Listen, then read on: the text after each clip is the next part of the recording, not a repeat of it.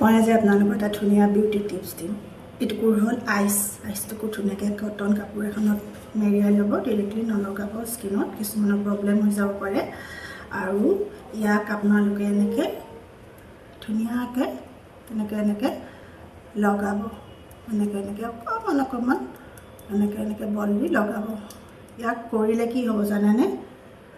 আপোনালোকে যে মেকআপ কৰে, মেকআপ কৰাৰ আগতে এইটো কৰিলে মেকআপৰ লংজিভিটিটো বহুতখিনি বাঢ়ি যায়।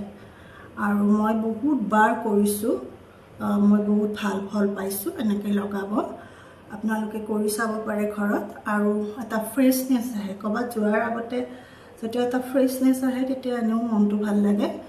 আৰু এনেকৈ কৰিবচোন। আৰু আইছেটো প'ৰ্চবিলাক খুলি দিয়ে, গতিকে সেইটোও এটা এডভান্টেজ।